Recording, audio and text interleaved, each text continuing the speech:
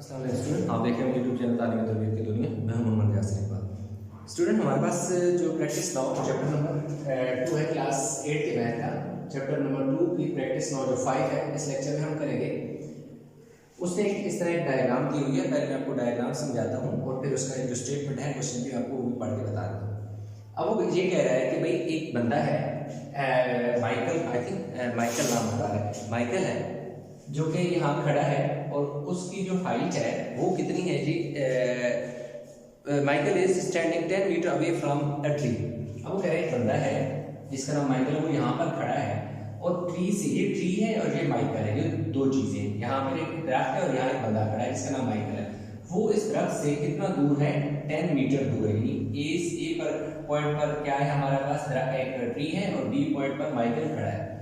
दूसरी वो जो नेक्स्ट आगे बात करता है, distance of his eyes from his feet to the his feet is 1.8 metre.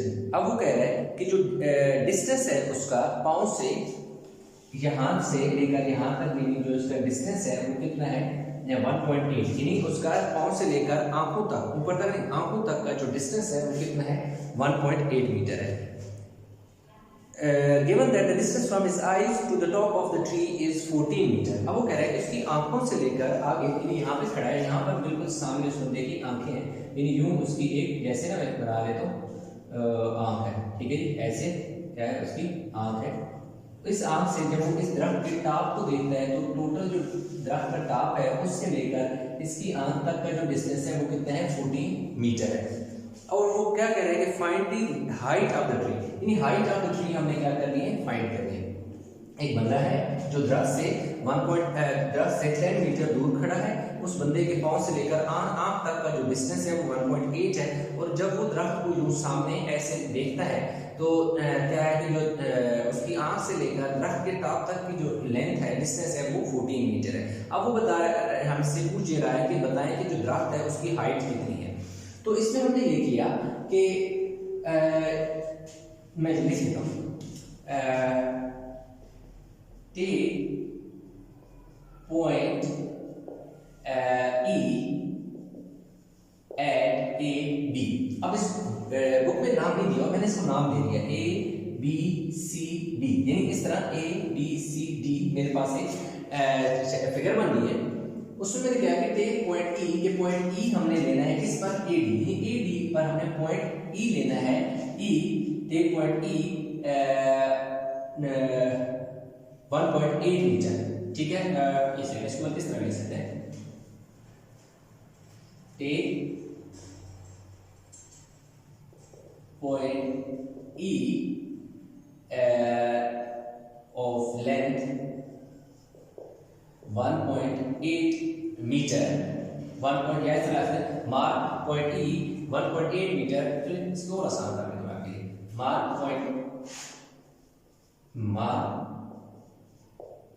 Point E 1.8 metre away from point A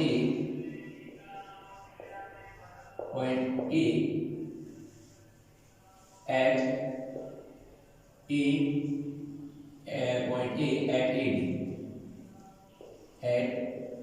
D। आप अपने लफ्ज में किसी तरह लिख सकते हैं। मैंने ये लिखा कि भाई E पॉइंट मार्क करें जो A से 1.8 मीटर अवे है, दूर है, किस पर? A D के ऊपर। यानी A D के ऊपर आप एक पॉइंट लें जिसका नाम क्या है? E है, और वो पॉइंट A से कितना दूर होगा? 1.8 मीटर होगा। इसलिए ताकि हमारे पास क्या हो, क्योंकि B और C 1.8 है, A और E भी 1.8 हो जाएंगे, तो ये हमारे पास एक क्या हो जाएगी? रेक्टेंगल बन जाएगी। उसके बाद join E to C join कर देंगे। जब E को C से ज्वाइन करेंगे तो हमारे पास क्या हो जाएगी? A B C की एक रेक्टेंगल बन जाएगी। अब इसमें क्या है कि A B C की रेक्टेंगल बन गई है, तो उसमें हमारे पास जो A B is equal to E C is equal to 10 metre है। अब ए भी 10 मीटर है और ई सी भी 10 मीटर है। क्यों इसके आगे लिखूंगा मैं? Opposite side of a rectangle, क्योंकि ये अपोजिट साइड है रेक्टेंगल की, तो एज पर रूल जो रेक्टेंगल होती है उसकी अपोजिट साइड हमेशा इक्वल होती है। तो ये क्योंकि ये 1.8 है, ये 1.8 है, ये 10 है, तो ये भी 10 हो गया। अब ये वाली साइड जो है यहाँ पर आप देखें तो मेरे पास कितना है कि 14 मीटर है। अब मेरे पास एक ट्राइंगल है, इन ट्राइंगल ECD, मैं कौन सी ट्राइंगल सॉल्व करूंगा, ECD, जिसमें एंगल E जो है वो कितना है 90 डिग्री है, यानी यहाँ पर क्या है एक 90 डिग्री का है। तो इस तरह हमारे पास एक राइट एंगल ट्राइंगल है। अब हमारे पास ये है कि एक राइट एंगल ट्राइंगल इस शक्ल की ये आ गई है, जिसमें यहाँ 90 का एंगल है E पर, ये C है और ये क्या है D है, यहाँ 14 मीटर है, ठीक है, ये D है, और ये कितना है 10 मीटर है। टू साइड्स गिवन है, तीसरी साइड निकालनी है बाय अप्लाइंग पाइथागोरस थ्योरम। क्या होगा, हाइपोटेन्यूज का square is equal to perpendicular का स्क्वायर और बेस का स्क्वायर। अब हाइपोटेन्यूज कौन सी होती है, जो स्लाइड वाली साइड होती है ना, जो स्लोप में, अब वो साइड आपकी क्या होती है हाइपोटेन्यूज। दूसरी बात ये होती है कि जो राइट एंगल, ये 90 का एंगल होता है, राइट एंगल है, राइट एंगल के बिल्कुल ऑपोजिट जो साइड होती है वो आपकी क्या होता है हाइपोटेन्यूज होता है, और हाइपोटेन्यूज के बिल्कुल ऑपोजिट साइड पे आपका क्या होता है परपेंडिकुलर होता है, ठीक है जी, परपेंडिकुलर होता है। और इस तरह जो नीचे बच जाता है वो आपका क्या होता है, ये वाला आपका बेस हो जाएगा, ठीक है।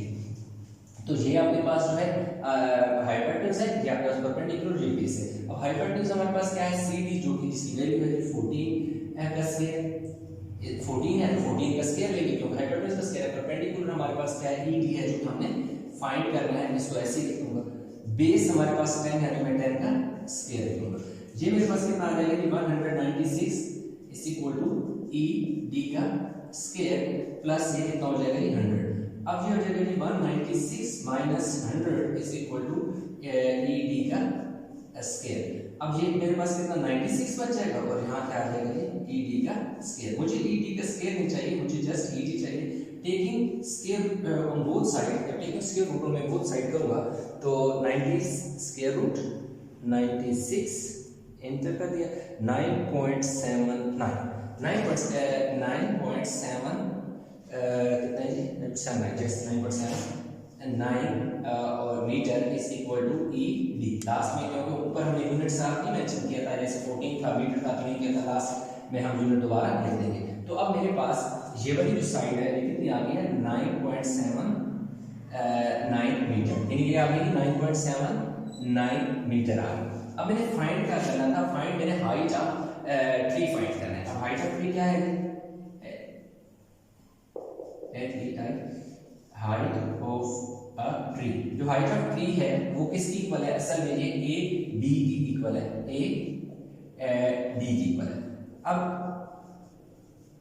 हाइट ऑफ अ ट्री, अब AD जो है, AD तो पूरी लाइन है, यहाँ से लेकर यहाँ तक पूरी लाइन जो है वो AD है, और इसके दो हिस्से हैं, कौन से हिस्से हैं, एक A से E तक है, पहला पार्ट यहाँ से A से E तक है और दूसरा पार्ट जो है E से D तक है।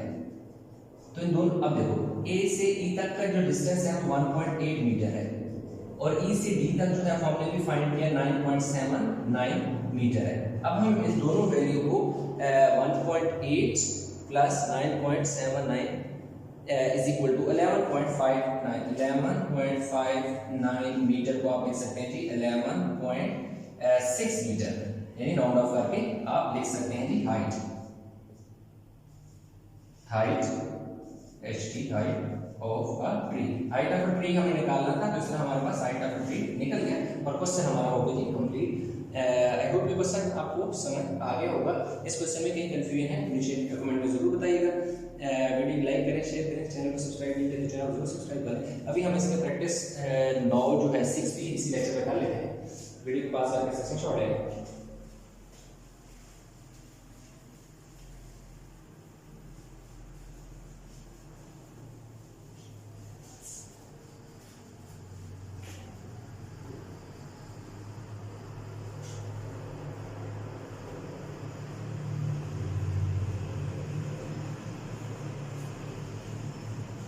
अच्छा, अब हमारे पास एक्सरसाइज प्रैक्टिस 9 6 आ गई। प्रैक्टिस 9 6 है। चैप्टर हमारे पास क्या है जी 2 है और क्लास हमारे पास क्या है 8 है। अब जो प्रैक्टिस नाउ 2 है, अब उसकी जो सॉरी 6 ऐसा करते हैं कि पहले 7 कर लेते हैं, बाद में 6 कर लेंगे। प्रैक्टिस नाउ नंबर 7 कर लेते हैं, पहले इधर 7 कर लेते हैं, थोड़ी सी स्टूडेंट है रिक्वेस्ट की थी। अब इसमें वो कह रहे हैं कि एक शिप है जो ट्रेवल कर रही है south from port A for 1.2 hours to reach port B. अब क्या है, ये हमारे पास एक पोर्ट हम बना रहे हैं ए है और ये हमारे पास क्या है जी पोर्ट बी है।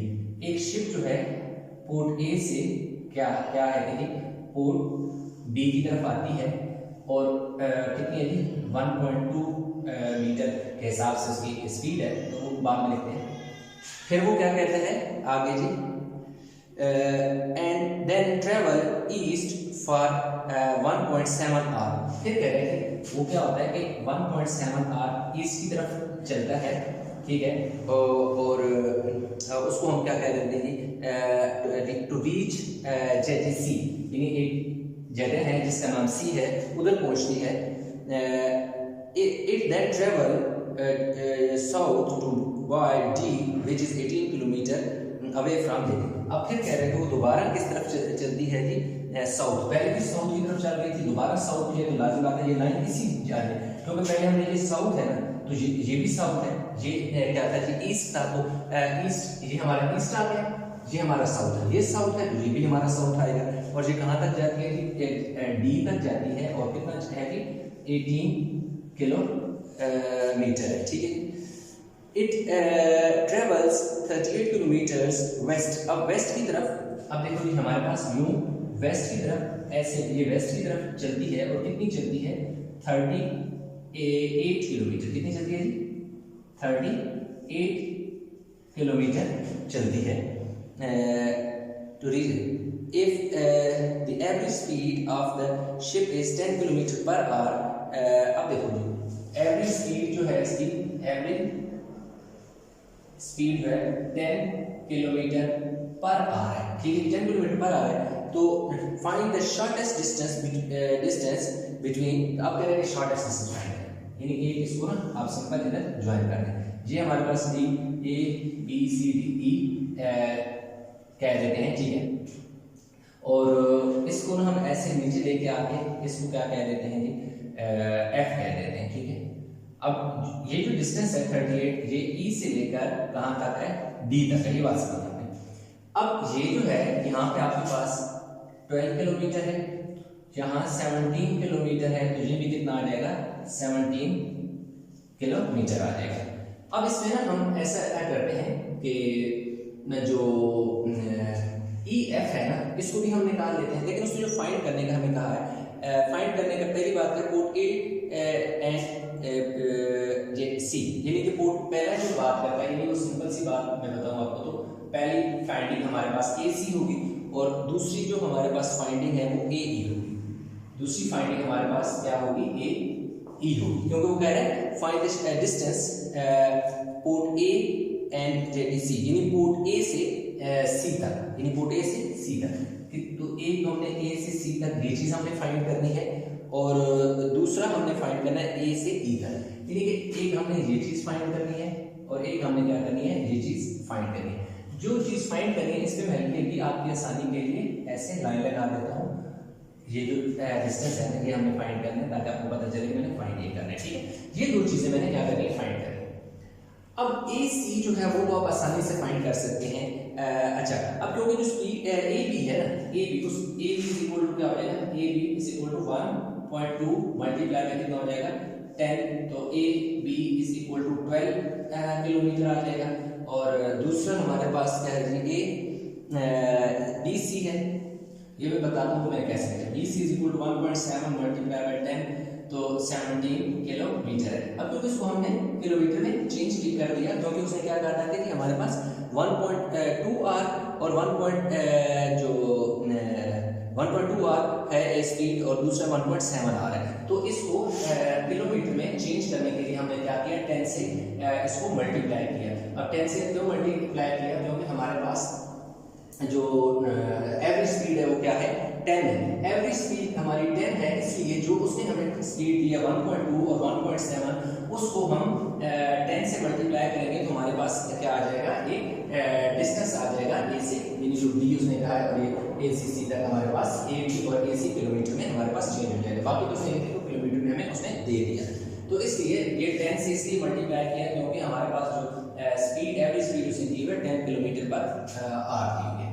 अच्छा, तो अब हमारे पास पहले हम सॉल्व करेंगे इन ट्रायंगल, कौन सी ट्रायंगल, ए बी सी। मैं लिख देता हूं ए बी सी, तो मैं ए बी सी कहीं अलग से बना भी लेता हूं। ये ए है, बी है, सी है जिसकी ये साइड 17 है और ये साइड कितनी है, 12 किलोमीटर है। तो ये क्योंकि और ये के दरमियान राइट एंगल, और जो एंगल है B is equal to 90 degree का, एंगल बी जो है वो हमारा 90 है, क्योंकि ये बन रही है हमारे पास राइट एंगल एंगल, इसलिए हमारे पास क्या आ जाएगा, पाइथागोरस थ्योरम क्या, हाइपोटेन्यूज का square is equal to perpendicular का स्क्वायर और बेस का स्क्वायर। अब राइट एंगल के सामने वाला, जैसे मैंने बताया था कि हमारे पास हाइपोटेन्यूज होता है और हाइपोटेन्यूज के सामने हमारे पास परपेंडिकुलर होता है और नीचे हमारे पास बेस होता है। तो हाइपोटेन्यूज हमें फाइंड करना है, दैट इज AC, ऐसे लिख देंगे। परपेंडिकुलर हमारे पास 12 है, 12 लिख देंगे, और बेस हमारे पास कितना है 17, तो इसका स्क्वायर लिख देंगे। 12 का स्क्वायर जो होता है हमारे पास 144 होता है और ये हमारे पास 289 होता है, ये AC का स्क्वायर। अब हम दोनों को अगर ऐड करें 289 में 144 ऐड करें, 1 13 1 ठीक है जी। कैलकुलेटर पे भी हम ऐसा करते हैं कि वैल्यू को चेक कर लेते हैं। 433, तो ये कितना आ जाएगी 433, ये हमारे पास क्या आ जाएगी AC का स्क्वायर। अब क्या करें, taking square root on both side, दोनों तरफ स्क्वायर रूट ले लें, इसका स्क्वायर रूट ले लिया। अब आप इसका क्या ले लेंगे, स्क्वायर रूट अंडर रूट 433। तो AC जो है हमारे पास कितना आ गया, AC इज इक्वल टू कितना है 2.8 किलोमीटर, 2.8 किलोमीटर, ये हमारे पास AC है जो 2.8 किलोमीटर आ गया, जो पहली फाइंडिंग है। दूसरा जो है वो हमें फाइंड करना है E फाइंड करना है। तो अगर E आप देखें तो ये भी हमारे पास एक ट्रायंगल सी बन रही है, ये देखें इधर से इधर, इधर से इधर और इधर से इधर। तो इसमें देखें हमारे पास हम ध्यान रखेंगे इन ट्रायंगल AEF जो है और एंगल F जो है वो हमारे पास 90 डिग्री है, यानी यहाँ पे हमारे पास क्या है 90 डिग्री का एंगल बन रहा है। ठीक हो गया। अब इसमें हमारे पास जो EF है वो कितना होगा। अब देखो EF तो आसान है, ना मुश्किल है। EF is equal to 38 minus 70। क्यों, देखिए जो E से D तक डिस्टेंस है वो 38 है, E से D तक जो डिस्टेंस है वो 38 है, और उसका एक जो ED है वो असल में दो हिस्सों में डिवाइड हुई है, एक यहाँ से यहाँ तक और एक यहाँ से यहाँ तक। तो एक पीस उसने हमें दे दिया, तो जब EF को हम टोटल में 38 है, ED टोटल 38 है, उसमें से FD वाला पार्ट माइनस कर लेंगे तो हमारे पास पीछे 21 किलोमीटर आ गया। ये साइड हमारे पास कितनी आ गई 21 किलोमीटर। अब अगर हम बात करें AF की, तो जो AF है वो दो हिस्से हैं उसके, एक A से B तक है और दूसरा B से F तक है। A से B तक 12 है और B से F तक कितना है 18 है। कैसे मैं आपको बताऊं, क्योंकि ये एक रेक्टेंगल टाइप बन रही है यूं, अगर ये हमारे पास 18 है तो ये भी कितना होगा 18 किलोमीटर होगा। तो इन दोनों को जब हम जमा करते हैं तो कितना आ जाता है 30। AF हमारे पास कितना आ गया 30 किलोमीटर। तो यूं हमारे पास ये वाला रेस करने देखो आप ऐसे, क्योंकि यहाँ पर मैं थोड़ा काम करूंगा। अब ये देखिए मेरे पास जो ट्रायंगल बन गई है, यहाँ पर बना देता हूँ अगेन, जिसमें ये A है, ये F है और ये E है।